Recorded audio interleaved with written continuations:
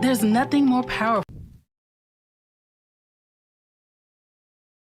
No, I ruined it! Chaos and destruction. Azeroth must be protected. We are in this together. I ruined it. No, come on! Why do you have to ruin it?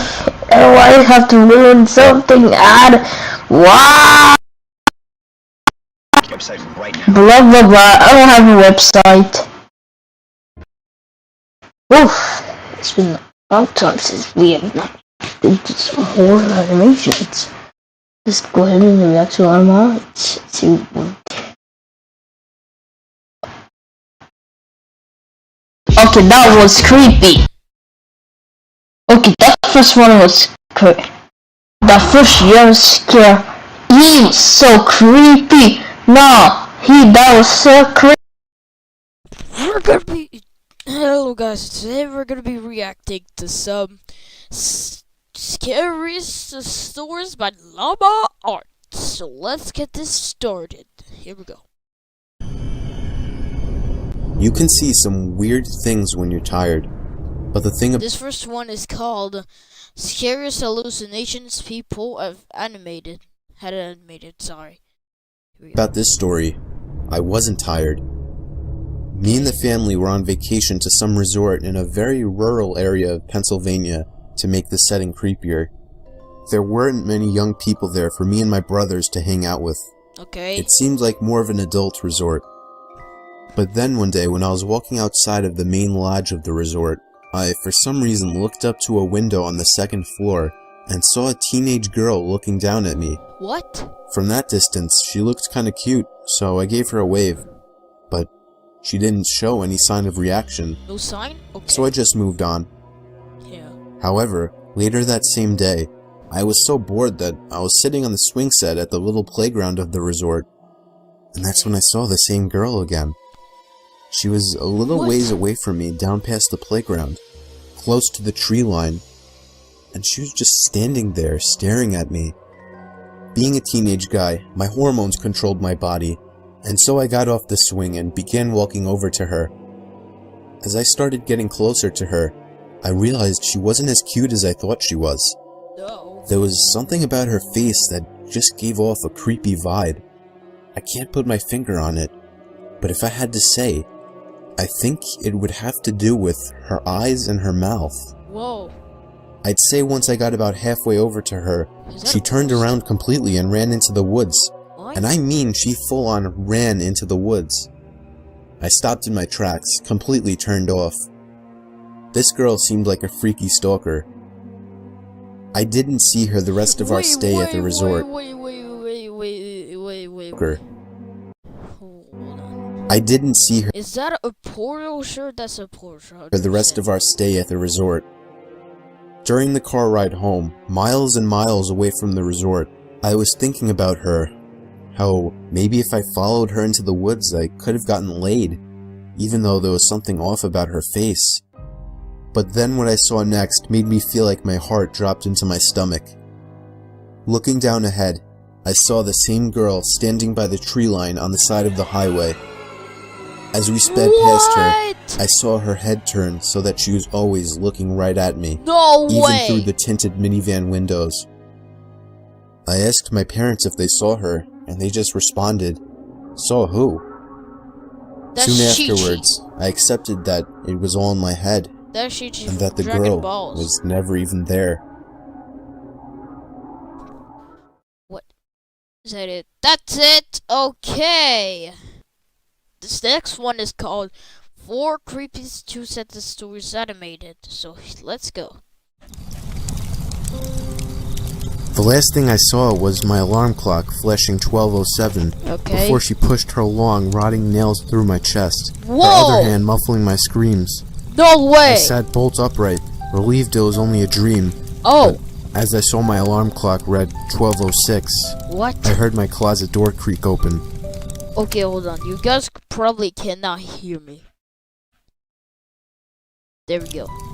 Growing up with cats and dogs, I got used to the sound of scratching at my door while I slept. Whoa. Now that I live alone, it's much more unsettling. Oh! I begin tucking him into bed and he tells me, "Daddy, check for monsters under my bed." What? I look underneath for his amusement and see him, another him, under What? the bed, staring back at me, quivering and whispering, "Daddy, there's somebody on my bed." Somebody on your... What? That's creepy as hell. I always thought my cat had a staring problem. She always seemed fixated on my face, until one day when I realized that she was always looking just behind me. What the... What? That's it? That was just... Oh, okay. Okay, it's up to move on to the next one. This next one is called Hitchhiking Horror Stories. So let's go.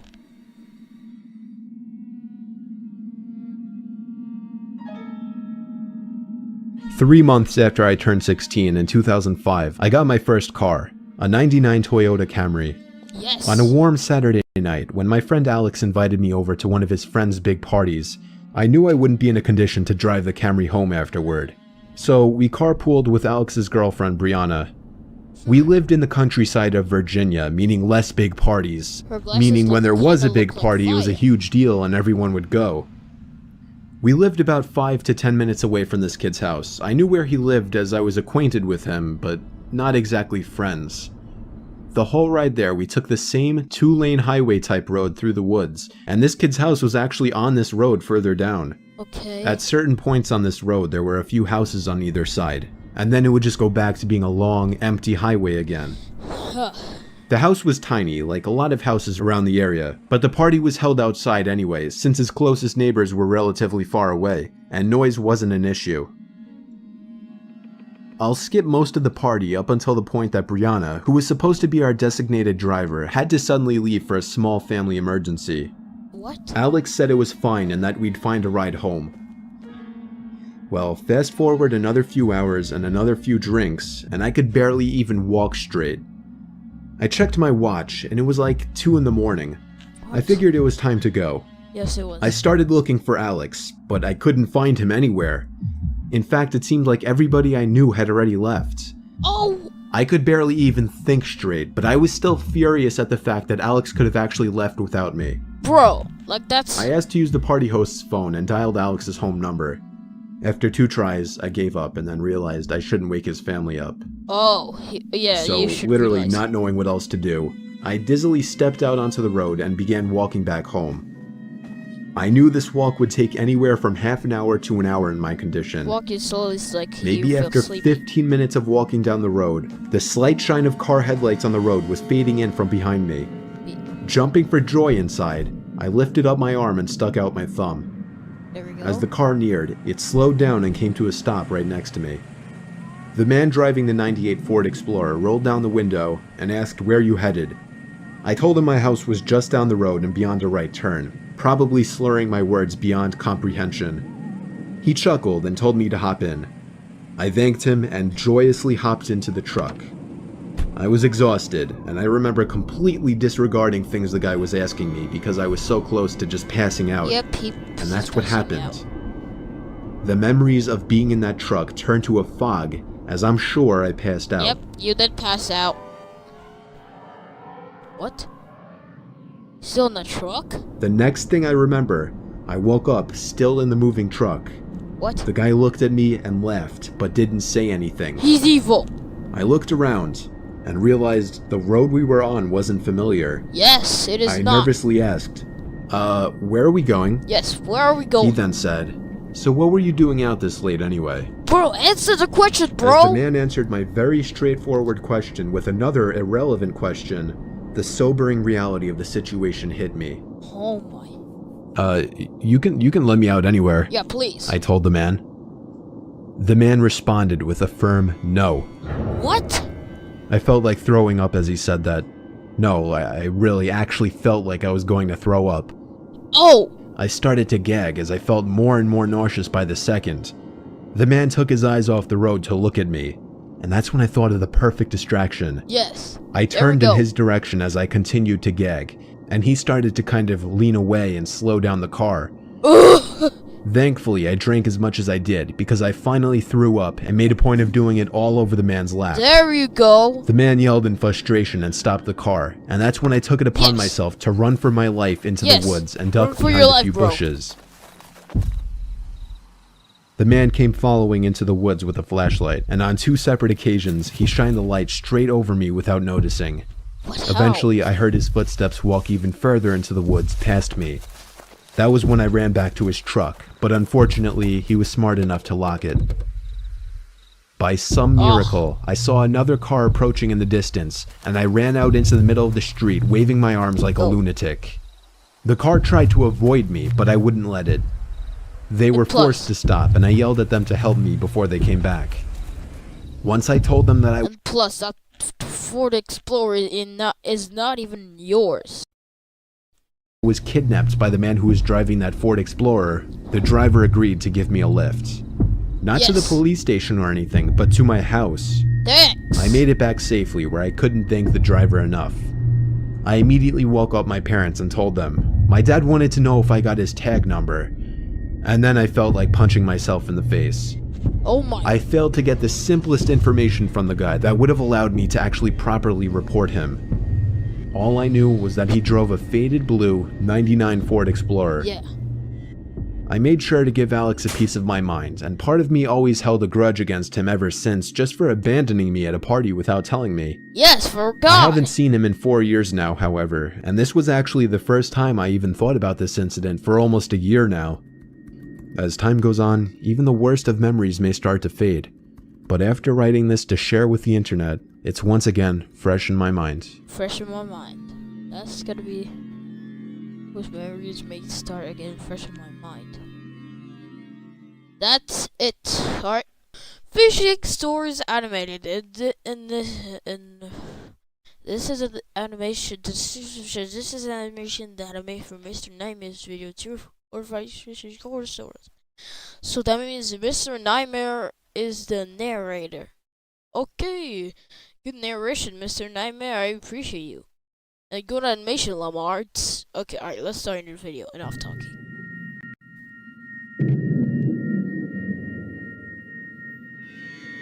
There used to be a pond about half a mile away from my old house that I would commonly go fishing in. It was nicknamed Daryl's Pond. I still have no idea who Daryl was or why it was called that, but nobody owned it, so people would once in a blue moon go fishing there as well. It was usually me by myself though. I had dug a pole into the ground where I would tie a noose to and from my small kayak. That was my one drop, sorry. I'd say it was about 3 in the afternoon when I rowed out to the middle of the pond, the sweet spot for getting a decent catch. There was another person coming out from the trees. I waved at him and gave him a smile. He hopped into a small boat floating by the edge of the pond and began to row over to me. As he got close enough where trying to speak to him wouldn't come off as obnoxious, I gave him a friendly, "Perfect day, isn't it?" Yes, it's a perfect day. "Yes, absolutely," he said. Yes, that's what I said. He didn't say anything after that, and I started to feel a bit awkward, as if I were obligated to keep some kind of conversation rolling now. "So, you come out here to throw some lines?" I asked. "No, I don't actually fish." Okay, then why are you here? "Oh, well, it's never a bad day to relax on the pond," I said. He continued to row closer to me until his boat collided with mine, creating a big thud. What the? I was genuinely uncomfortable now. I didn't feel threatened, just weirded out. I was only 24 years old. This guy looked like he was late 40s or 50s. That's an evil smile you get there, There was an mister. awkward silence. I tried to just act like I was focused on trying to make a catch, but by now that wasn't even on my mind. This guy was weird. I didn't know what he wanted, and I was uncomfortable being so close to him. I felt him looking at me, or at least in my direction, as I faced halfway to the opposite direction of him. I took a quick glance to my right. Yeah, he was staring at me. Yeah, he smiled. I decided to be ballsy and lock eye contact with him. After about 4 seconds, he looked away. "So, where are you from?" I asked him. Okay. "Up there." He pointed behind himself, in the direction of the woodsy hill leading past the dirt road. Okay. Oh, you live by Suffolk? I asked. Yeah, I think so. No, I'm not, he said. What? What made you decide to come out here? Yeah, what I said. made you decide to come Why here? not? What? I continued to try and uncomfortably fill the awkward silences that kept coming up. His responses were dry. He didn't contribute anything to what was barely a conversation. Yeah. He just sat there not doing anything with half a smile on his face, looking either at me or in my general direction throughout. I was creeped out. My heart was racing at this point. I'd go as far as saying that I was nervous for my life. We were surrounded by trees in all directions in the middle of the pond. What is I this? started to row a bit closer to land, but in a very low-key kind of way, trying to play it off as me just trying to find a better spot to find some fish. I was horrified when I saw he was following me. Oh my What did god! I say, huh? I felt a shake in my voice. I got close enough to the edge of the pond where There I we go. finally told the man, I think I'm gonna call it a day. Yes. I Please. turned to see his reaction. He was still staring at me, but his smile was gone now. What do you want? I can't let you leave, What do you he mean? said. He lifted his flannel to expose a handgun sticking out of his Get out jeans of there! pocket. Get out there! As Get soon out as there I could now! process what I was looking at, I Get dove out out there. of the boat for land, Yes. ran the whole half-mile uphill through the woods back to my house, and Oh. locked every door and window as soon as I made it home. I pulled down the blinds to the dining room window, What? leaving it open just a crack for peeking outside undetected. Why did you not call the police? You could have just called the police. It started to get dark out, and I left every light in the house off, still peeking out to the front yard, making sure I wasn't followed. The time came when I finally decided I wasn't followed. I realize now, like you, that not calling the police immediately was a huge mistake. I kept my Yes, bedroom bad. windows open to let the room air out. My bedroom was on the second floor, so I wasn't worried about being watched through the window. Whoa, hold on. Is that a get pass? Is it? Hold on. Is that a get pass? My bedroom was on the second floor, so I wasn't worried about being watched through the window. Is that a get pass? That's a get pass. About half an hour after shutting the light and falling under the covers, I heard the sound of leaves crunching from outside. What? He followed you! I sat up to hear it more clearly. It was definitely something walking around out there. Normally I would assume it was a deer or a bear, but after what just happened, I was still in paranoia mode. I sat up as still as a statue, except for my shaking out of fear, waiting as the sounds of the steps stopped. Hey buddy, you up there? Are you trying to sleep? Sorry, No way. I didn't mean to wake you. No! I felt like 100 pounds just fell directly onto my chest. No It was the freaking same way. voice. I knew it right away. I didn't make a sound. I crept out of the room quietly downstairs to the kitchen and grabbed the phone, practically crawling on my way out to avoid being seen through the open blinds. Yes! I called 911 like I should have earlier in the temporary safety of my bedroom. I made sure to whisper into the phone as I was still hoping that he hadn't yet heard or spotted me. 20 minutes felt like an hour as I Yes. sat behind my bed, waiting for the police to arrive in constant fear that I would hear glass breaking from downstairs, or a thud on the back door, or even just a voice again from down below my window outside. Yes. The police did a thorough investigation of the property in nearby woods, turning up nothing. They suggested I stay with a friend or a family member for a few days, and so I did. I never heard from or saw the man again, but I still moved a month later. I Okay. couldn't deal with the constant fear and paranoia of being watched through my windows. I feel much more comfortable fishing out by the bay now.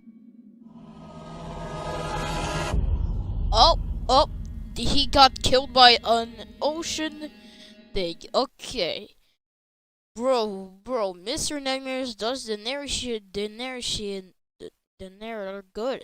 And LlamaArts just comes in to make it way more better. Alright guys, this next one is called Disturbing True Snapchat Stories Animated. So let's go.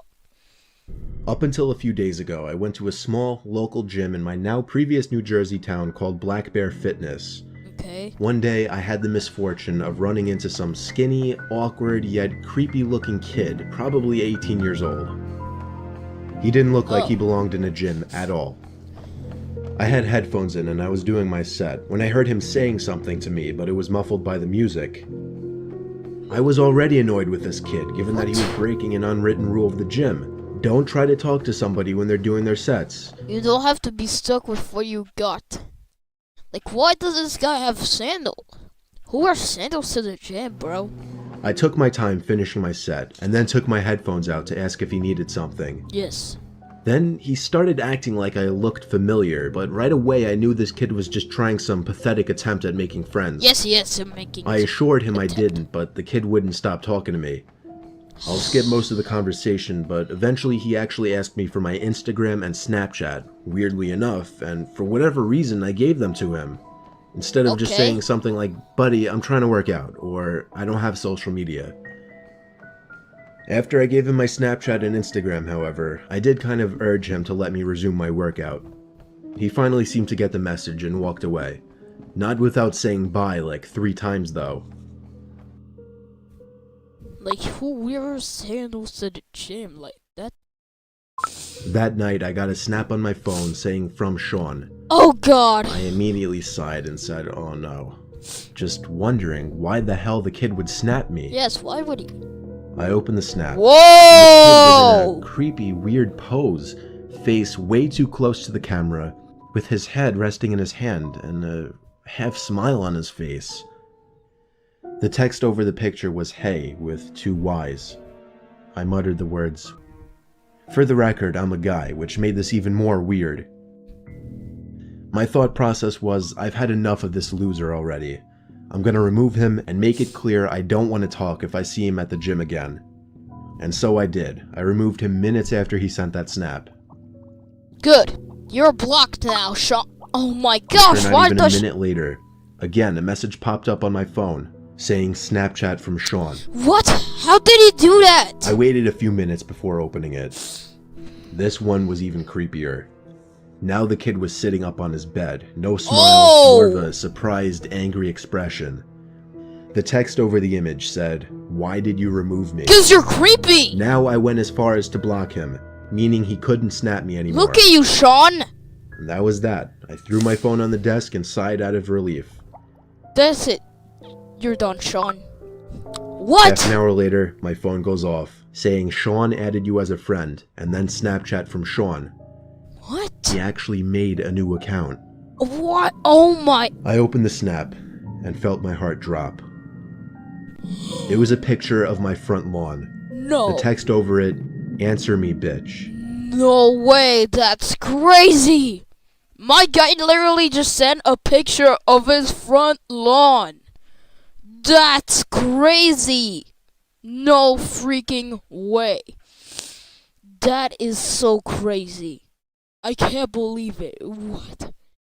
That's creepy. Okay, first of all, he sent a creepy photo of him just facing way too close to the camera, and the caption of "Hey with 2 eyes," like, and then he was mad at him, and he was mad at him. Then he's blocked him, and then now he sent a picture of his front lawn.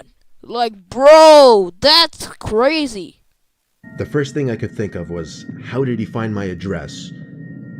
Then I realized, Snapchat made that new map feature that lets you see where your friends are. Why does Snapchat make that new Somehow map? I had the balls to open the window to see outside. Oh, It was clear out there. imagine if he was right outside the window. That would be super creepy. I shut the window and the blinds and started considering calling 911. Do it now. It was the sound of taps on the window. Uh-oh. I took a deep breath, and with one swift motion, I pulled up the blind and the window at the same time and pulled the kid into my room by his neck. Oh!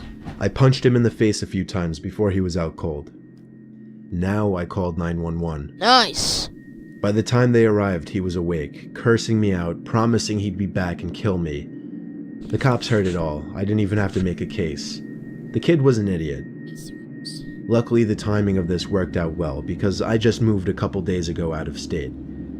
Only thing that worries me, I don't want to have to make a new Snapchat account, but anytime somebody new adds me on the app, I'll never know if it's secretly that Sean kid again. I don't know if there's a use the empathy to turn off the thing. Sure, that lets you print off. I mean, that's facts.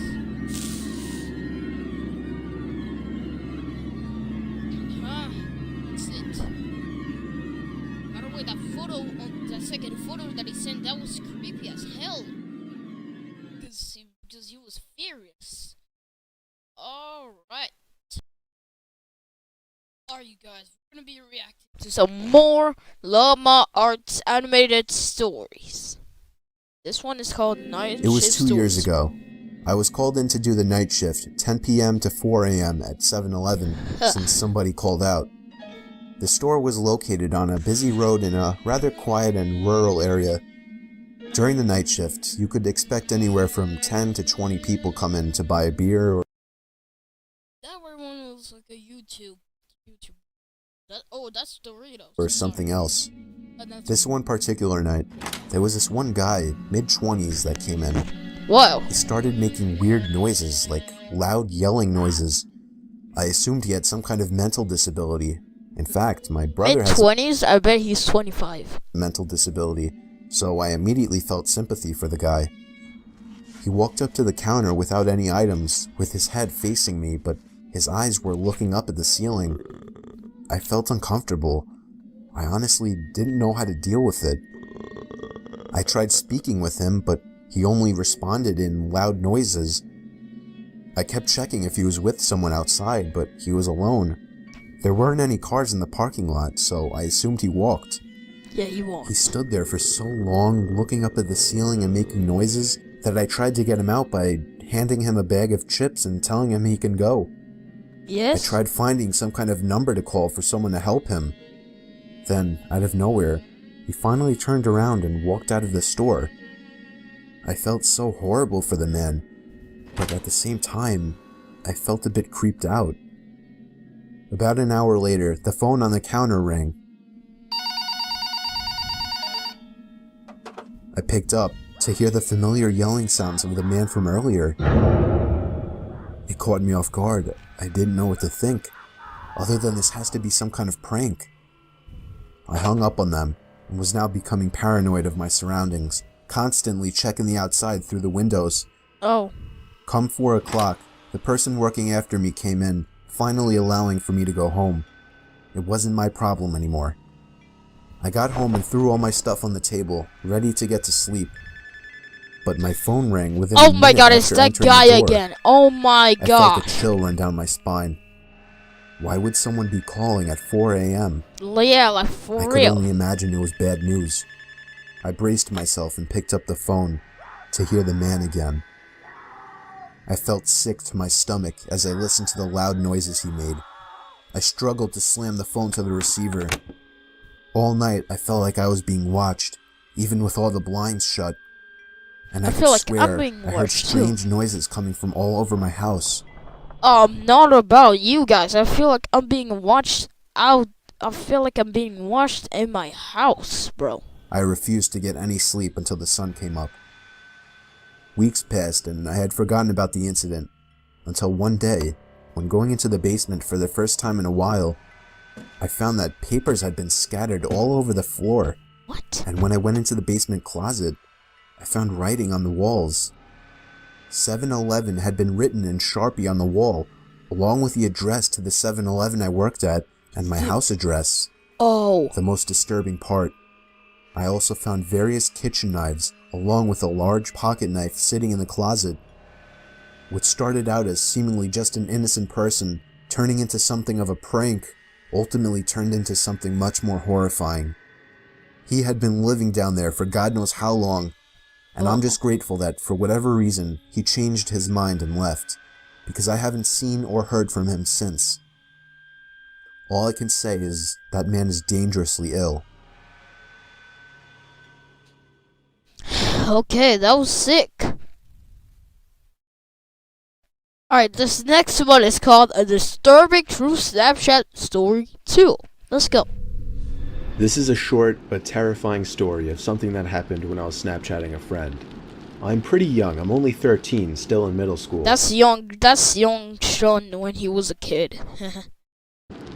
A girl I That's really cute. liked had just recently started snapping me selfie pictures, and we started messaging each other for a few nights. Let's go. One night when I was watching TV, she sent me a snap of herself laying in her bed without a caption. I sent a message saying what's up. She sent another identical picture, this time with a caption saying not much, you? She set the timer to 10 seconds, so it gave me plenty of time to analyze the picture, including her bedroom in the background, and the dark outline of a person standing by her window. What the no? I quickly sent a response message saying, "Is that your brother by the window?" Yeah, please turn She around. sent another identical snap, this time captioned, "What do you mean?" In this picture, the figure at the window was closer, and I could see a hand pressed up against the glass. Look behind I you. closed the snap before the timer even ran out so I could tell her quicker. I said, "There's somebody at your window, turn around." Yes, for real, bro. She opened my snap almost immediately, and then I didn't hear from her again on the app. Oh no. I grew more and more worried as the minutes passed. I texted her a few times to no avail. I tried calling her a few times to no avail as well. Ugh. I didn't know her house phone number, otherwise I would have called her parents. It wasn't until midnight when I was already laying in bed that she finally texted me back. She explained the whole situation. As soon as she looked at her window and saw the person standing there, she screamed. And that caused the person, who turned out to be a 20-something-year-old man, to open the window and jump into the room. Whoa. From there, she ran to her parents' room and woke her dad, who went to her room to find nothing but an open window. He left fast. It wasn't exactly a personal story of mine, but it freaks me out nonetheless, knowing that the only thing that saved my friend from whatever could have happened was the fact that I was able to see the window through her selfies, unbeknownst to the creeper at her window. Yo, that was lit. Alright, this next one is called The Motel. Yes, here we go. I was 19 years old at the time, working at a sketchy motel. The motel was pretty run down, and the majority of people who stayed there were locals that were just doing things they weren't supposed to be doing. Let's just say the cops came by multiple times a week. Oh! Somebody I worked as shot him. both a front desk person, checking in these creeps all hours of the night, and as a housekeeper who got to clean up their nasty, vomit-smelling rooms afterwards. Ugh.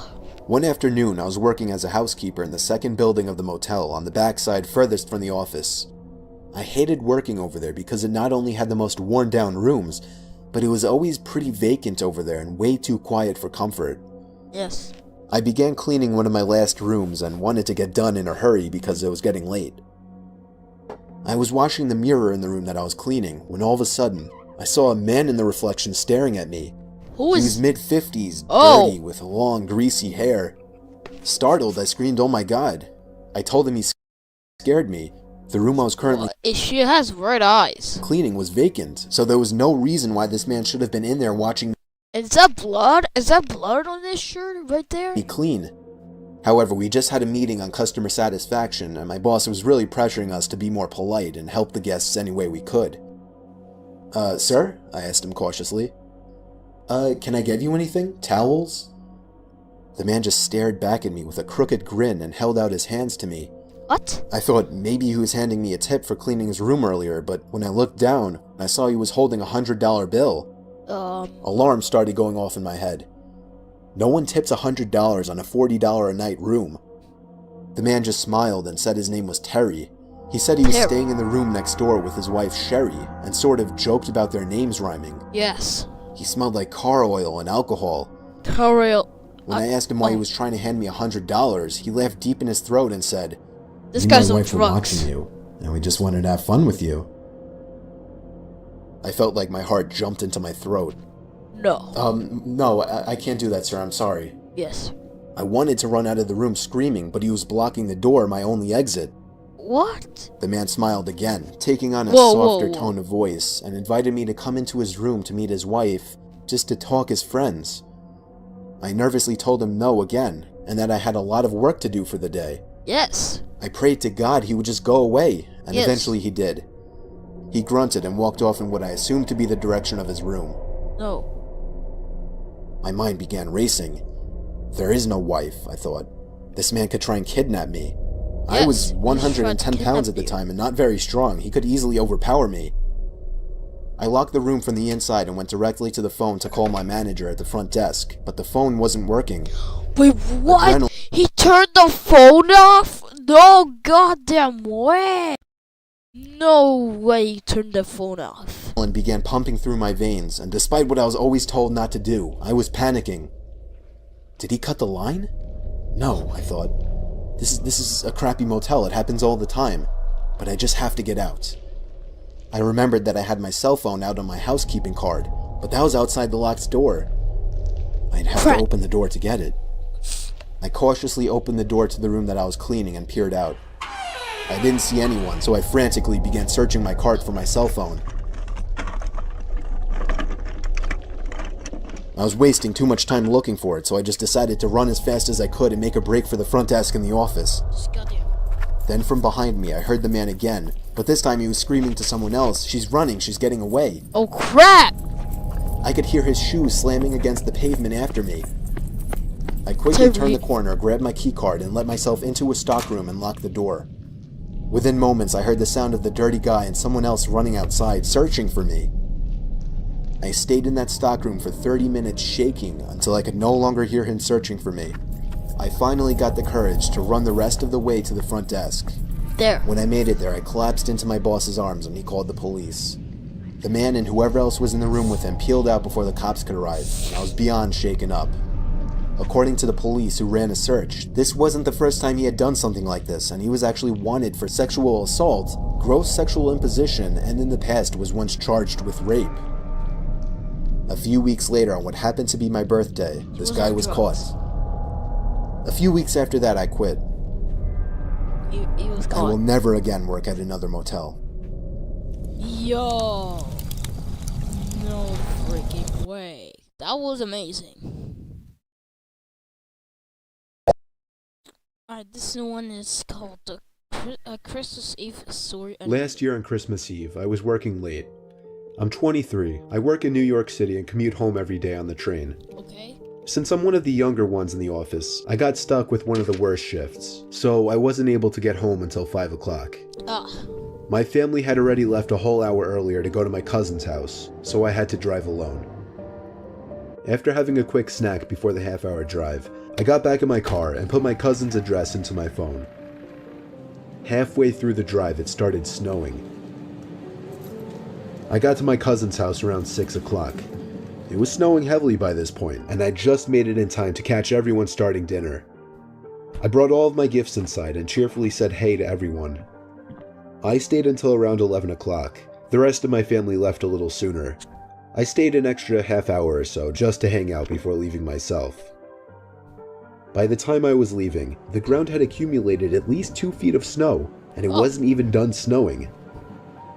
The drive home was nightmarish. The roads were hardly even plowed, and I had to drive under 20 miles per hour on most roads. The roads were completely dead at this point though, most likely because everyone was smart enough to go home before the snow accumulated. Eventually I turned onto a main road that I'm sure would usually be bustling, but at 11:15 on Christmas Eve night, there wasn't a single car or a single light from a store. It was a ghost town. But then I did notice the flashing taillights of one car. It was parked on the side of the road, and the smoke seeping out from its exhaust with the taillights giving it a red tint. As I got closer, I realized there was somebody next to the car waving their hand in the air. I assumed something was wrong and they needed help. So, me being the good Samaritan I am, I pulled up behind the car. That's not smart! When I opened my door, the guy approached me immediately, barely even giving me time to step out. He was an average-sized man, probably 5'10", 180 pounds. He spoke in a very demanding does this guy look like Santa? No. voice, asking me if I know anything about fixing an engine. I told him I didn't know much about cars. The guy responded very quickly to everything I said. He told me it's fine. He went inside of his car for a second, popped open his trunk, came back out, and told me to just wait by the trunk for a second. No, don't trust this guy, I had please. no idea what he wanted me to do. Yes, I he's was really playing something. confused. He walked over to the front of his car, and I heard him open the hood. I couldn't see anything he was doing since the trunk was blocking my view, and the loud wind of the snowstorm overpowered any small noises he might have been making. No, I don't trust I put you. my hand on the back of the car and leaned That's my not body in smart. anticipation, when suddenly I heard 3 or 4 quick and aggressive footsteps in the snow behind me before I was pushed into the trunk. Oh my The man gosh, I knew it! I knew it! I knew it! I knew it! Don't go in front of the trunk. I knew Closed it. the trunk on me, but I kicked my feet up in resistance and held it up. Yes. I was Good. able to overpower him and kick the trunk open completely. As I took advantage of the few seconds I had to get out of the trunk, I took out my keys.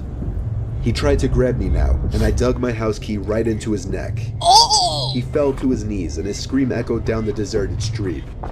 I was in my car and halfway down the road before he could even get up from his knees. You think this is not true? A little further down, I called 911 and reported the guy. I came back in 10 minutes to find blue and red lights illuminating the windows of the deserted stores. The police held him until the ambulance arrived for him. I watched the whole thing, and nothing ever felt better in my life.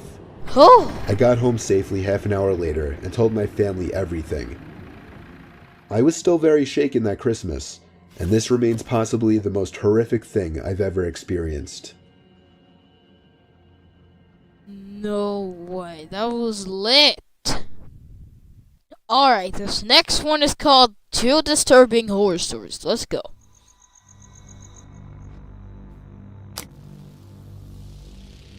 Over the weekend, about 15 coworkers and myself had our company trip to the Stanley Hotel in Estes Park, known for being Stephen King. That sounds like good corpse husband. Hold on, what's that? Hold on. Over the weekend, Okay, is that the guy? That's the guy from the Snapchat stories. That was the main character. about 15 coworkers and myself had our company trip to the Stanley Hotel in Estes Park, known for being Stephen King's inspiration for The Shining. We took an 8 p.m. ghost tour where we joined about 15 other people to get guided around the property and told stories about its history and creepy things that are said to have happened. We were told to take a lot of pictures, I'm sure to try and capture orbs or ghosts. Many green orbs were caught in pictures, but I don't think anything is as creepy as this photo taken by my coworker. A little girl in a hot pink dress who was definitely not on our tour. And apparently, years ago, a young girl who was 12 to 13 by the name of Lucy was squatting in the basement of the concert hall, which is where this photo was taken. The And ghost she of was Lucy. discovered upon plans to begin some construction. She was forced to leave, and the night got below freezing. So she froze to death. Oh. Everyone on my tour has vouched that this girl was not on our tour. I mean, who wouldn't remember someone wearing hot pink? The man pictured is our tour guide. Who wouldn't remember someone wearing hot pink? Hold on. It's not on our tour. That guy this guy has small. How LlamaArts characters? I mean, who wouldn't remember small someone ears. wearing hot pink? The man pictured is our tour guide. No one would have been in front of him. I am convinced that this is the ghost of Lucy. Just one more added note, though I doubt anyone would believe me. But there was only one time throughout the tour where I felt any strange energy or feeling. And it was right there, headed down to the basement of the concert hall. No. Corpse husband? You have a clue. The Game Grumps? Oh my gosh. What's that? Plain white sauce? Plain white sauce makes your teeth go grey. Don't hug me. Sean. This happened a few weeks ago when I was walking home from school, excited that my freshman year was coming to an end. It was a Tuesday night when I was turning in my last essay for history. I left it to the last minute and the teacher actually made me complete it before I could go home. Bro. I hated my teacher for that. Around 8 p.m., I had finished that goddamn essay and was walking Finally. home. The rain had stopped and there was a beautiful sunset. Suddenly, I noticed something. There was a red 2016 Toyota Camry right behind me. I got goosebumps thinking it was following me. It is following you. I Go didn't away. look back and started walking in my apartment's direction. Yes, go away. I wanted to go to a busy road to feel safer, Just then, the car sped up, stopping right next to me. Oh my! A middle-aged man asked me where I was headed and suggested to drop me off. Wait, no, that's Sean right there, that's Sean. I said no my God, thanks, wearing but your the man corporate wouldn't leave husband and shirt. insisted. And that's Terry! I wanted to tell the man to just off, but I took off running instead. There we go. I heard a loud noise, and at the same time felt something I can only describe as a sharp vibration hitting my flesh. Oh! I fell to the ground, not knowing what happened. Out of adrenaline, I was about to get up and run again, as I felt a heavy arm grab me by the mouth. No. Then the pain set in. I realized that I was shot. What? No way! They shot him? No freaking way. What? Oh my God! Yeah, that's Another the same. man next to him that searched That's the my same guy from the Snapchat stories. No. pockets. He grabbed my phone and threw it on the ground. Just as he to tied my legs and taped my mouth. literally just They to not quickly call the put me police. into the trunk of their car and then started driving. I could feel that we were going very fast, and I'm sure that we hadn't stopped at all for a good 30 minutes. Yep, definitely did not I stop. was feeling my blood soaking into my shirt, which scared me the most. Yeah, that blood is definitely leaking for your shirt. I was certain that I was gonna die. I was thinking about my parents and what they would feel when they heard that I was missing. Gosh. Then the car came to a stop. By some miracle, I heard a police officer asking for IDs and driver's licenses. Let's go! I wanted to yell for help, but nothing came out. Just then, I heard 3 to 4 gunshots. What? I heard another cop yelling. Man down! Man down! Shots fired! I was begging the cop to find me. Then I heard the cop searching the car. Yes. I was feeling joy as my pain was growing worse. Seconds felt like hours. The officer then opened the... Bro, just... Okay, hold on. Just put the... Just... Your hands on... Okay, hold on. Get your hands back. And then remove the tape. And now... Bite the rope. And now we should be able to go. Should be able to the car's trunk and suddenly started firing at me out of a fight or flight response. What? Thankfully, the bullets missed.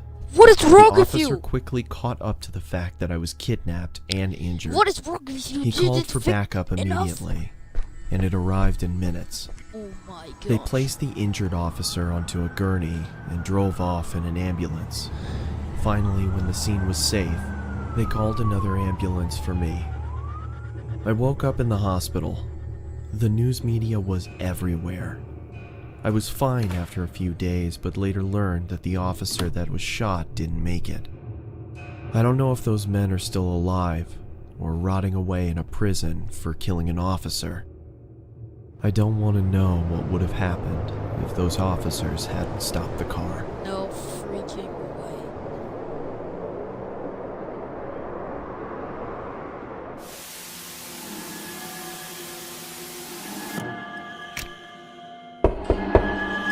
Oh, that must be Infinity right there. Thank you to Quid. Okay, one. No way. That was lit as hell. Okay, so we're looking at the beginnings of LlamaArts, or how you study schedule. Alright, let's see.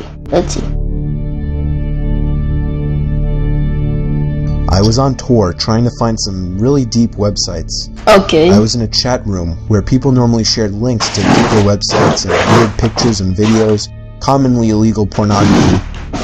Some guy named Vintage XXX posted a link without describing what it was.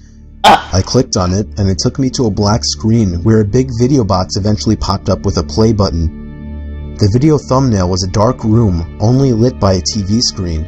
Out of curiosity, I clicked play, and began to hear the sound of TV static in the background as lines of static slowly swam down the video screen. There's a There was no wall. seek bar on this video. Then, I noticed something slowly begin to emerge from behind the wall. That flashing It lights. was a figure dressed in all black with some kind of black mask on as well. I started to suspect it was a jump scare video, And I thought I was right when the figure leaped out and ran to the screen in Whoa. less than a second. It still got me, even though I was expecting it, but then it got strange. The person had their face in front of the screen, slowly moving around as if he could see me and was observing me. Then I heard a crackly, demonic voice say something. It came from the video. What? It repeated itself, and I could make the phrase out to be, "Ask me something." I was really confused. I tried typing something, but there was nowhere to enter text. Then he said, What? "No, not the keyboard. Say something." I felt my heart punch the inside of my chest as he said this. I opened my mouth and mumbled the words, "You can hear me?" It responded with, Yes. I was uncomfortable now. I thought it was a video. I pressed pause, but it didn't do anything. He said, "Don't try to leave. I want to talk." How can you detect your I tried every moving next to move? the exit button, but the mouse was frozen. Oh. In fact, none of the keys were responding on my keyboard. There was a long moment of silence before my webcam began flashing as if it were on, and my face popped up on the screen. Oh. There, I got a picture of you now. Now just hang on while I get your address, and then we can meet. No. I started to panic, smashing every key on the keyboard, spazzing the mouse, but it did nothing. I had my finger on the power button, but it also didn't do anything. He's at your computer. The voice was saying crazy things like, "You're stuck here. I will find you. Don't even bother." I snatched the screwdriver sitting on my desk, unscrewed the 4 screws on the bottom of my laptop, and took out the battery. The computer finally turned off. I was gasping for air as if I just ran a marathon. My heart was pounding 5 times as fast as it should have. Definitely was not a video. I have since left my laptop off after It was a that, trick. and have resorted to using my desktop as my main computer. I'm sure by now nothing will happen. He definitely didn't have enough time to get my address. Ah, there he is. He got your address. Wow, and that was it. Time to move on to the next one. Also, this next one is called True Home Alone Series Episode 2 Animated. This story is from the point of view of a 16-year-old girl. Okay. I used to have a boy living next door to me that was obsessed with me. His name was Joey. Every time I would go outside, Joey would come outside as well, as if he were watching me through his windows, waiting for me. How creepy. He was 17 and very weird, and he didn't seem to have any friends, as he was always home. I tried to give every sign possible that I didn't like this guy, but he wouldn't get the message. So I had to finally... He's like, hi. He didn't through his window. Hold up, how old is she? This story is from the point of view of a 16-year-old girl. 16? 16, he is almost... He was 17 and very they're almost the same age. As he was always home. I tried to give every sign possible that I didn't like this guy. This looks like an anime. The animation looks like an anime. Just tell him one day that I don't like him and to leave me alone. Yeah, that's the look creepy. on his face that day is something that won't leave me. It was the kind of angry look a toddler gives their parents when they can't have a toy. Creepy. Coming from a 17-year-old, that's much more disturbing. One night, my parents left me to watch The House. What is that? Disturbing. One night, these lens look like the TV is like corrupt. my parents left me to watch The House. Okay. I was working on a school project when I felt my bed shift a little bit.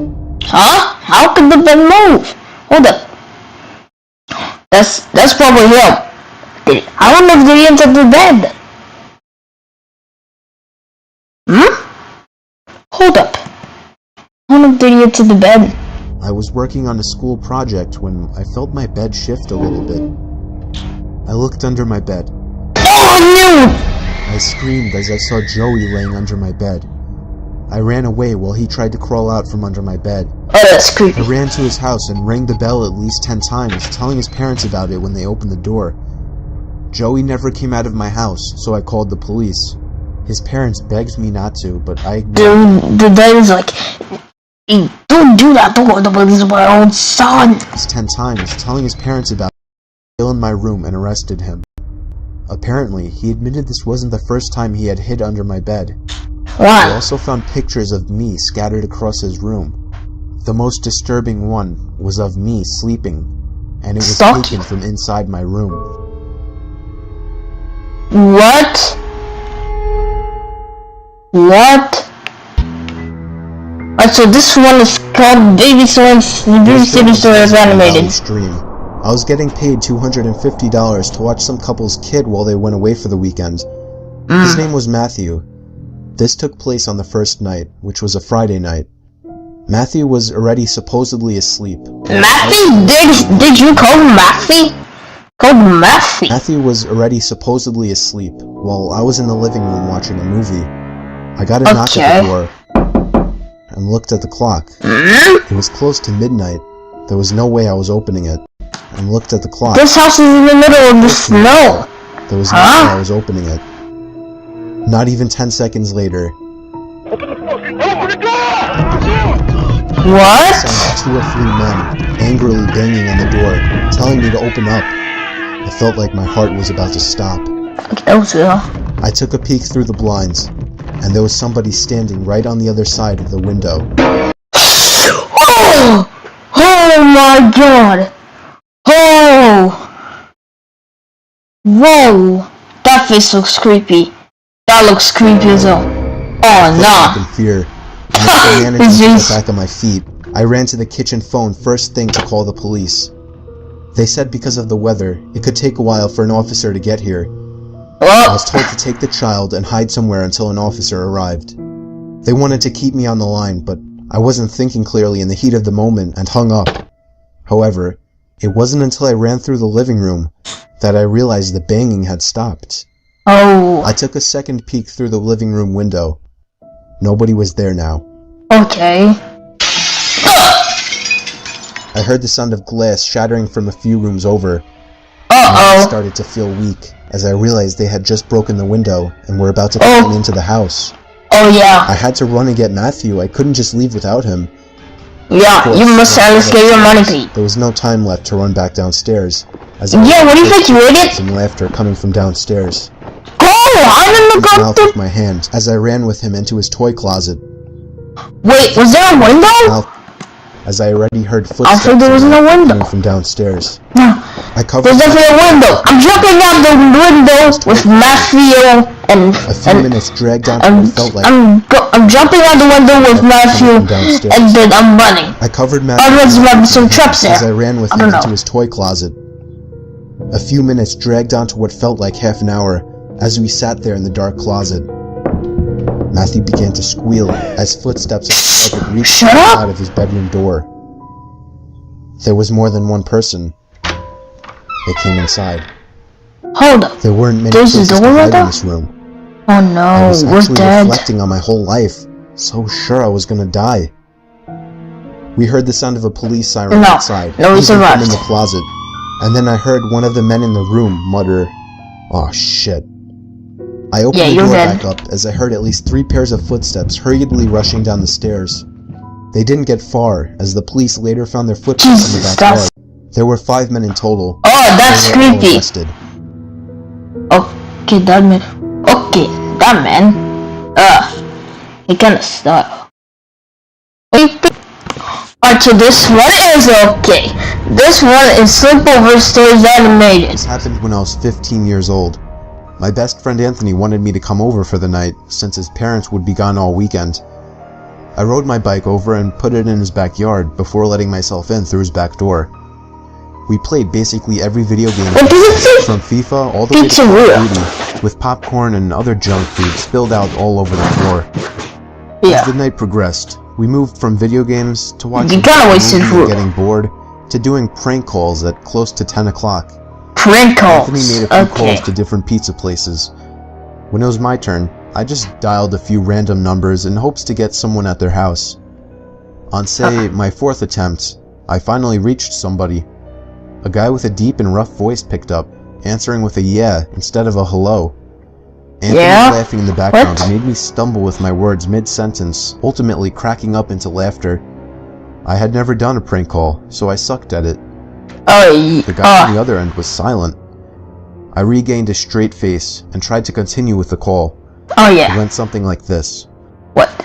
Sir, would it be alright if I borrowed one of the wheels from your car? Yeah. What's your name, kid? What's My your is name? Bob. Why would you tell me your name? That's supposed to be What's your name, private. kid? You should have made... Bob? Bob, is it his name? Is his name Bob? I think it's another name. I My think... name is Bob. Yeah, Bob. Really? You sure it's not Anthony? Oh yeah. It hit me like a brick. I looked up at Anthony, whose face was noticeably full of fear. I hung up the phone, not wanting to be on the line with whoever that was for another second. Anthony, who the hell was that? I asked him. I don't know, he told me. Does your caller ID info display your name or something? No, it shows my dad's name. We hopped on the computer and did some research, trying to figure out how it was possible to get someone's name through their phone number. It didn't make sense how he could get Anthony's name so quickly. He was way too young at the time to be on any of those personal information sharing websites. Young? We ended up asking a question on Yahoo Answers, since no one had a similar experience. The question turned up no answers. I suggested he call his dad, but he said he wasn't supposed to have anybody over for the weekend, so he didn't want to call. We played the ambulance is starting to get creepy. We just resumed watching the movie that we hadn't finished from earlier. Right after the phone call had left my mind, me and Anthony looked at each other when we heard his front storm door opening, and then the doorknob to the front door began to turn. What? It only was able to turn about halfway before the lock restricted it. Anthony turned off the TV, and I went over to the window to see who it was. Oh no, you're I dead. spread the blinds open. That's probably the same after the phone call. Okay. Okay, here's a vent over there. Okay. But they live near the trees? What? Okay. Some houses' LlamaArts animations are different for some reason. Outside, he noticed the blinds moving and turned to look at me. Practically threw the blinds back into place. You're dead. Anthony He saw you. Kitchen, listening for any more noises. We heard the sound of the gate to the backyard opening, as it was right outside the kitchen window. God damn it, I said. I forgot to shut the back door. Shut the back door? You forgot to lock it? Oh no, come on! Anthony urged me to run and shut it. I made it to the hallway leading to his back door, and oh, you're dead now. There was a silhouette standing out Don't just stand there! Run! Run away! Back door. I don't think he noticed me, but he was surely looking into the house. Oh yeah, he is. He opened the door and stepped inside. Oh nah. I tiptoed to the kitchen and motioned for Anthony to follow me upstairs. We made it to his room as quietly as possible, pulling the door shut to avoid making any noise. We crawled under his bed. He had cloth covering the bottom of his bed, so you couldn't see anything under it unless you actually moved the cloth. The doors downstairs all opened, each one getting closer to the stairs. Thumps finally began up the stairs, and he was right outside the door now. Oh, you're dead! You're dead! You're dead! You're dead! You are dead! You're dead! You're dead! You're dead! You're done! You're done! You're done! The door to the room opened. Oh no, you're dead. I could hear Anthony's breathing. Shut his mouth up! Shut his mouth up! No, you should have grabbed tape! No! Shut his mouth up! Shut him up! Loud. Shut him up! Shut him up! Shut him up! We do nothing! Just shut him up! Shut him up, man! Come on! What are you doing? I could hear the coat hangers being slid around as the fabric of the jackets and coats rubbed against each other. Oh, he tried to find them in the closet. Over to the bed and stopped. Okay, we don't see the shadow of the footsteps though. I felt like my heart was about to explode. Shut up! Stop! Stop breathing heavily! Cover his mouth! Finally, now you do it! But now it's too late! Because you did not cover his mouth. That only And now you're dead. He knows you're under the bed. He knows. He knows. He knows. He knows. He knows. He knows, man. He knows. There's literally no escape out of this. You're dead. You're dead. That's what you are. You are dead meat. Nothing but silence in the room now. Oh no. We laid still for so long. He knows you're under the bed. He wasn't even in the room anymore. But he is in the room. He is in the room. He's just waiting to attack He you. moved away from Anthony's mouth and whispered in his ear, "You think we can make a run for it?" No, I don't think we can because he knows you're under the bed.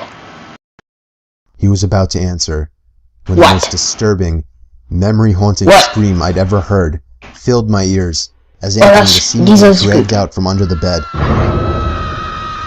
Okay. I crawled out and saw him struggling with the man. I desperately Bro. looked around for anything to use as a weapon.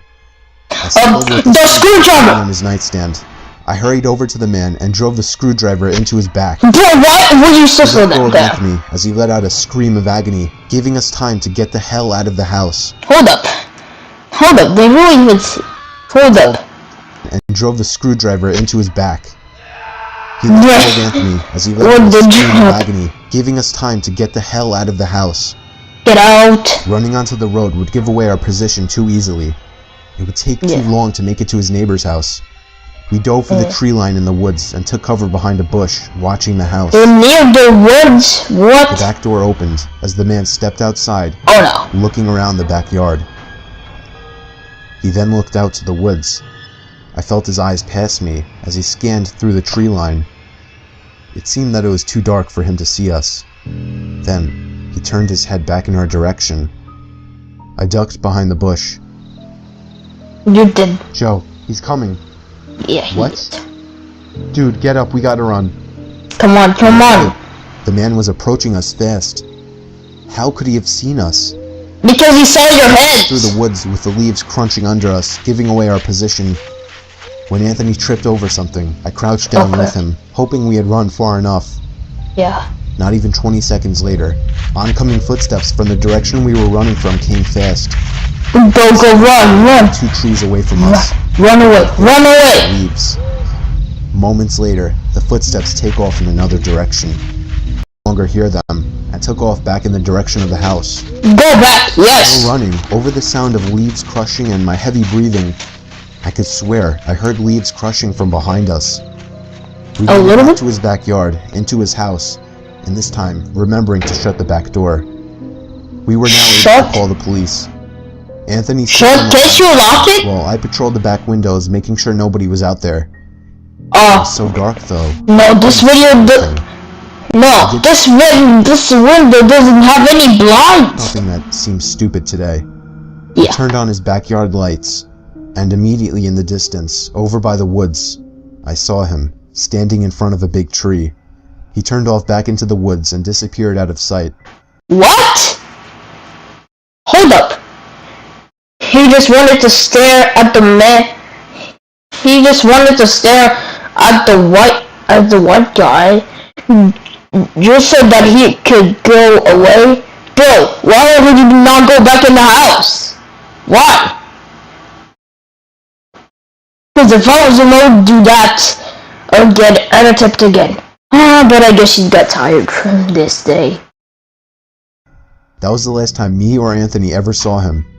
I would be lying if I told you we heard the occasional knocks at our windows or something cliche. No, that was it. 5 years have passed and nothing has happened. Do I They're now wonder if it's grown-ups. somehow linked to the prank call? Maybe. Does it make sense? Not really. But yeah, this was the story of how me and my still best friend Anthony almost died during a break-in. Almost died. Almost died? Almost died? Come on. Almost? More like that's very almost. You very almost died. Alright. So, this next one is called Trick or Treat Stories Animated. It was Halloween night of 2007, freshman year in high school, and I was with my friends, Ivan, Ryan, and Jesse. We were all dressed as the Super Mario characters. I was Luigi since I was the second tallest. Ivan was Mario since he's short and buff. Not that Mario was buff. Jesse was Waluigi because he's freakishly tall. Okay, we got perfect size here. We got our perfect size of friends. Okay, we seem to have the age for these costumes. And Ryan was Wario because he's just really fat. Damn! So they were the perfect group costumes for us. We live in a very non-congested suburban neighborhood with a decent amount of space in between houses. On Halloween, that's the worst thing ever. Less bang for your buck. We were trick-or-treating for hours, way past dark, and eventually came the time when most trick-or-treaters were heading home.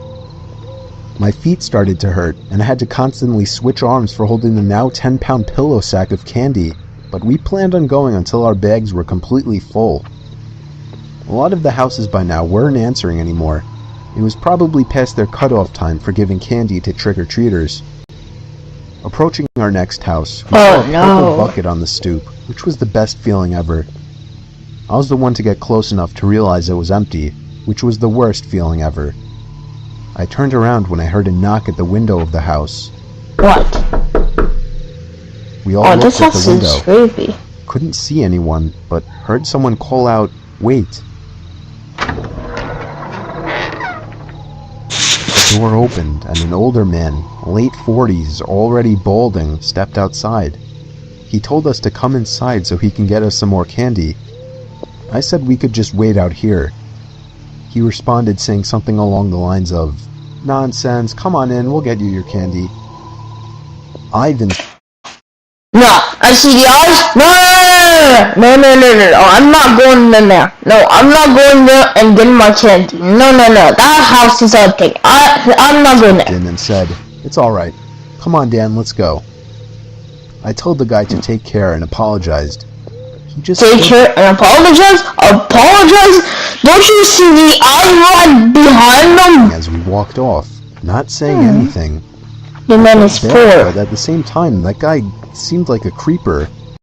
You mean you feel bad for the person that is in the dark? I figured I just dodged a bullet not going in there. No, you didn't. If the story ended there, it wouldn't be scary. So of course, it didn't end there. Yeah. We skipped a few of the guy's neighboring houses just to get further away, and continued on with our business. We were walking down close to the nature preserve now, so there weren't many houses around us.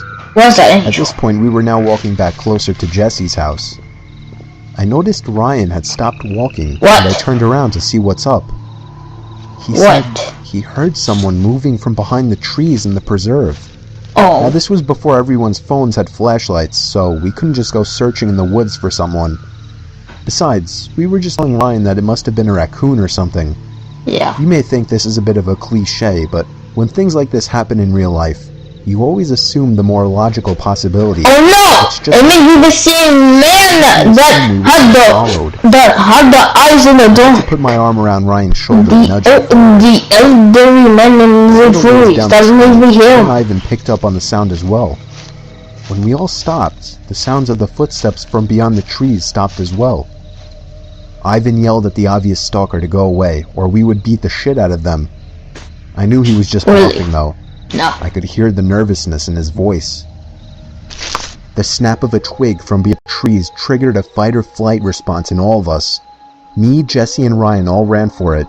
Ivan was at first charging to attack, but he quickly followed after realizing we had all taken off.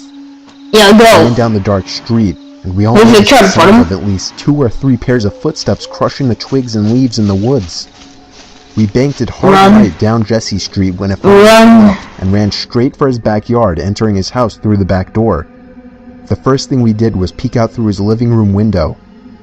We couldn't see anyone. Close the blinds! We all had to gather our thoughts and discuss what the hell just went down in his living room. All of a sudden, we heard Jesse's backyard gate slam shut. Jesse dove to turn off the lights. There was a click and a bang from down in the den. It was more than likely Jesse's back door. We all agreed to go down armed with knives and face them. Jesse turned on his back door light, but there was nobody out there. Just Just then the front door opened, and we all screamed like animals. Jesse's mom and sisters came rushing downstairs. They had just gotten home from their friend's little house party. We all rested assured knowing it was just them. Jesse explained what happened, but made it seem a lot less dramatic. Me and Ivan went home after that and called it a night. At 12:30 a.m., I got a disturbing text message. It was from Jesse. What? It said, "It wasn't my mom." I texted back saying, "What?" What? What do you mean it was not my mom? It wasn't my mom in the backyard. My Huh? finger slammed the buttons on my phone, responding back, "What do you mean?" What do you mean it was not my mom in the backyard? His mom and sisters said they never went in the backyard. I told him What? to immediately check the backyard from his upper deck.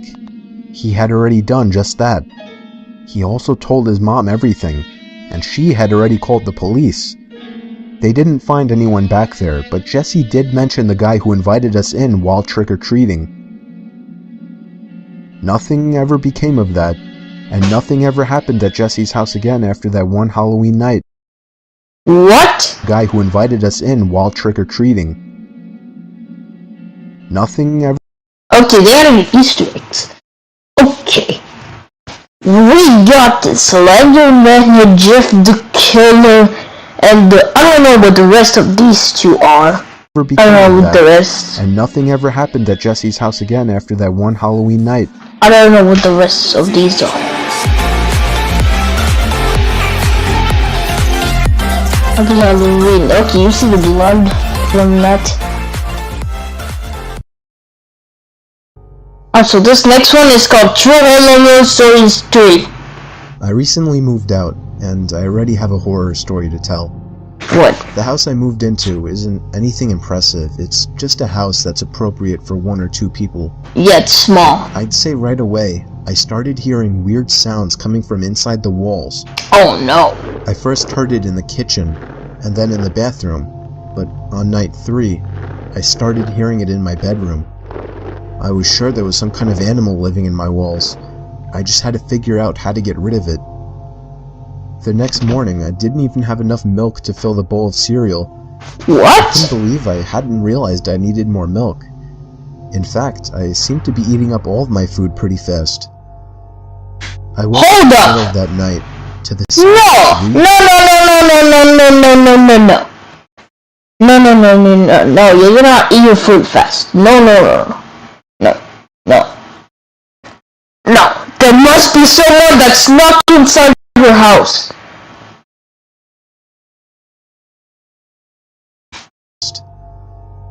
I woke up in the middle of that night to the sound of breathing. Not my breathing. It sounded just like the breathing of a person. Oh no, that's creepy. It stopped. I chalked it up as my mind playing tricks on me after waking up. The next day was really hot, so I turned on the AC for the first time. I checked every single vent, and some of them weren't blowing any air. One of them being the vent right next to...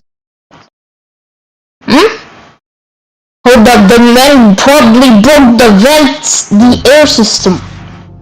I peered through the vent with a flashlight. There wasn't even a duct behind the vent. It was just the inside of the wall. It seemed that whatever air duct was in there had been removed.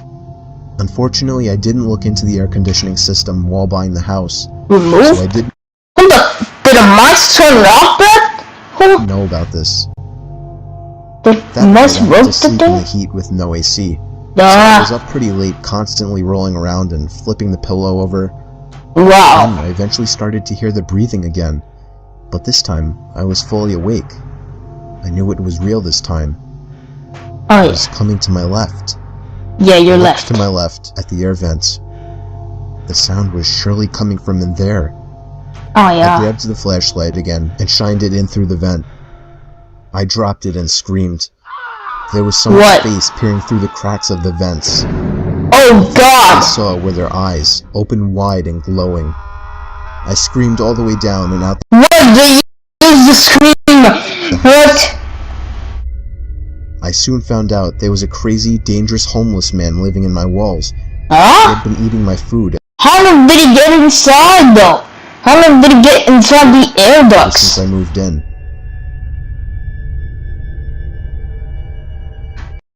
Bro, this man looks old. How long did he get in the vents though? How long did he get in the air ducts though? How? But so this one is called Scary True Horror Stories Animated. I don't know what's called that. I'm 27 years old. I live alone in a rural town in Virginia, about 2 blocks away from my parents. My parents Virginia. are both in their 60s, and my mom has become a very worrisome woman in her old age. Sometimes she walks over uninvited and lets herself in, since I had regrettably given her a key, which can get a bit annoying.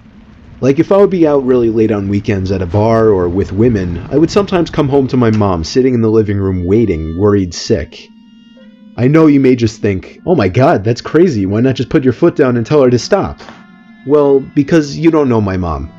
It's very hard to describe her, but she's the kind of worrisome, innocent little lady that you just can't bring yourself to go against. And I hate to mention, she also has mild dementia. Anyway, What? this was Saturday night. I think it was around 2 in the morning. I was at a nearby club with a group of college friends, really the only place to hang out in this boring town, and I was getting ready to head home. I said goodbye to all my friends and walked the 3 blocks it took to get back to my house. I walked up my front stoop in my drunken haze and dug my hand in my pocket for my keys.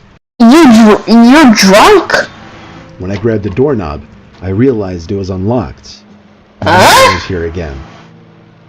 Was I it? quietly opened and shut the front door, locking it behind me. I put my keys on the kitchen counter and Hold up, the man knocked down. my mom was. The man locked that door fast. I quietly opened and shut the front door, locking it No, behind it's me. probably not your I mom's put here. my keys on the kitchen counter and found a note written in my mom's handwriting saying, "You forgot this at our house, next to the box of half-eaten cake my parents didn't want." The cake is not a I lie. didn't see my mom anywhere, so I assumed she must have gone upstairs to sleep in the guest bed until I got back, which is something she would commonly do as well. Then I heard footsteps upstairs, confirming it, and that's when I sighed once again. 27 years old, almost 3 in the morning, and she still has to wait up and treat me like a child. I ran upstairs to check the guest bed, empty, along with all the bathrooms. I was afraid Mom was having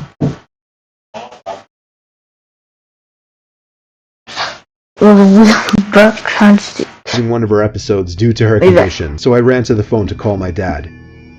After 4 rings, my dad picked up in a groggy voice, asking what the hell is the matter.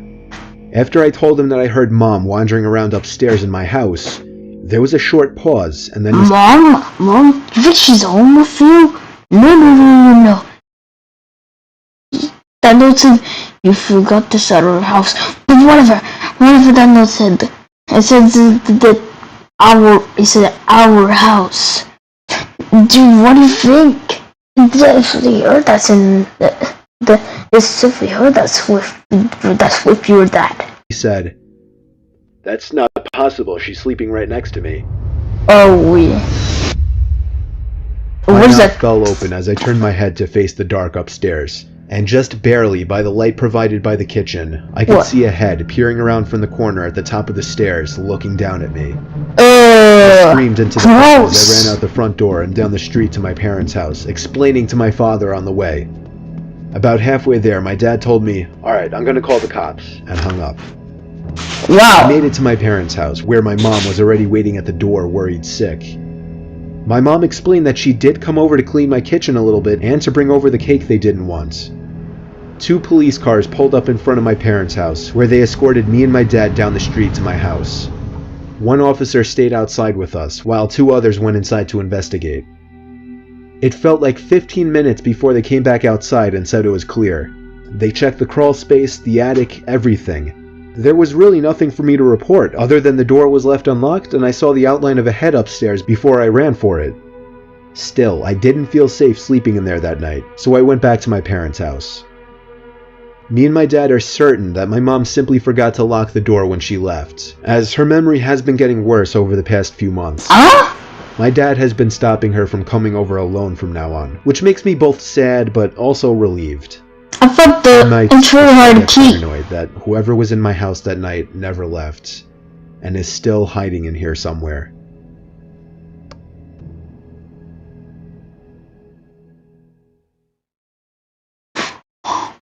god, did they not show the creepy moment? Oh my god, I was so scared. Oh my god. I'll talk to me about the next one. So this next one is called A Scary Vacation Story 3.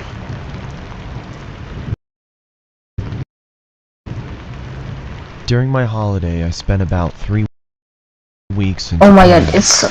I arrived pretty late, so Oh my god, why is it lagging?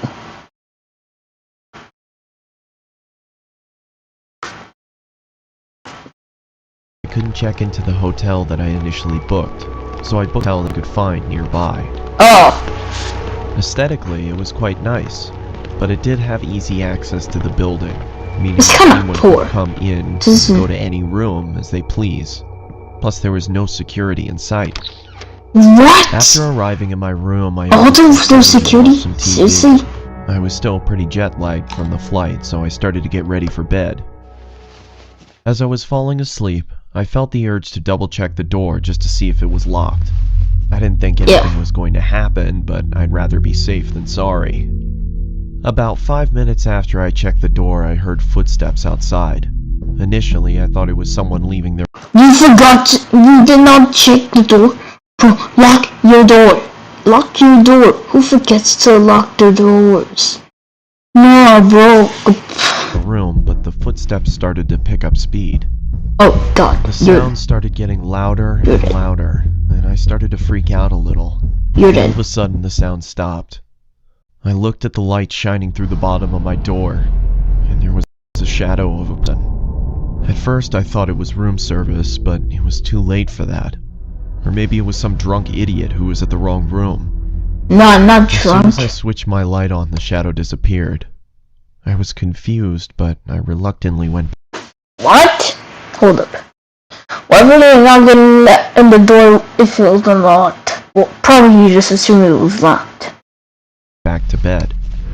That's when I suddenly... Back to bed. Lock your door. No.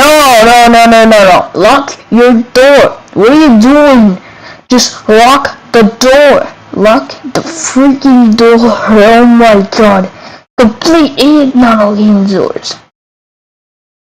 I heard scratching coming from my door, so I immediately turned my light on and shouted. Who's there? After a moment of silence, I heard the footsteps slowly fade away. At You're this dead. point, I was thinking it could be some kids messing around, so No, I no got up, kids. opened the door and peeked my head outside. It ain't no kid. You I think glanced in that both kid directions is down that the dark though? and slim hallways. That's when my heart stopped. What? A man emerged from the darkness and ran erratically towards me. His face was contorted as he screamed, and I could see he was holding a knife in his right hand. Oh my god, close the door! Close Close the to door! more clearly. He Close the was door! twisting long Close to the door! No, bro. Okay, I only see the freaky corpse, but I'm not seeing them fully. I'm only going to see half. I'm closing the door, and I'm locking it. His clothes were ripped and he had cuts and bruises all over. I He closed got my injured. door and pressed against it, praying that the man would just go away. After what felt like hours, I finally gathered my courage and looked through the peephole. No, lock your door! Oh my god, this man's a complete I idiot! let out a sigh of relief and checked the peephole again. My heart started pumping faster than ever before. What? He was right in front of the door. Oh crap! He was wearing a maniacal Creepy. smile on his face, and all of a sudden he raised his knife and yelled. I jumped back and kept my eyes locked on the bottom of the door as I backed up to my bed. I grabbed my phone and started dialing the police. As I raised the phone to my ear, I saw that the shadow was gone. When the police arrived, I tried to explain what happened, and they checked the security cameras. They almost immediately recognized the man. What? He had been doing this to people for a while now, and the police had been trying to track him down for months. After a long night of no sleep, I finally arrived at the right hotel that I had booked initially in Tokyo. That creepy guy was still on my mind, but I thought the chances of him being here were pretty slim, so I didn't bother locking my door that night.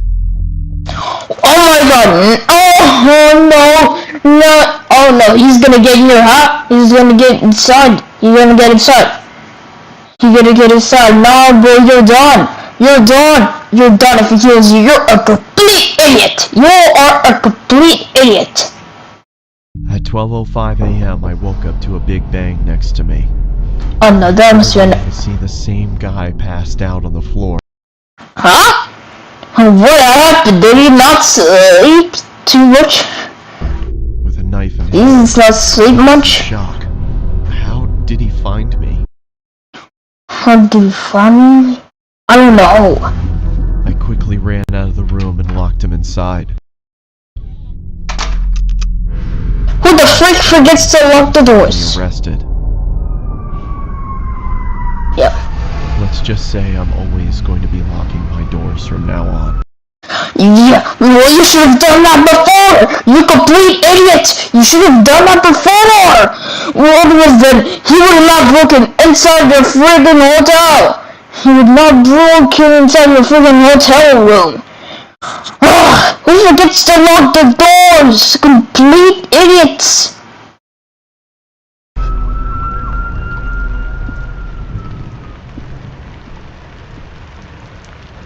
Oh my god, this fictitious story was so dumb. So dumb. Who forgets to lock the doors? Who forgets to lock them?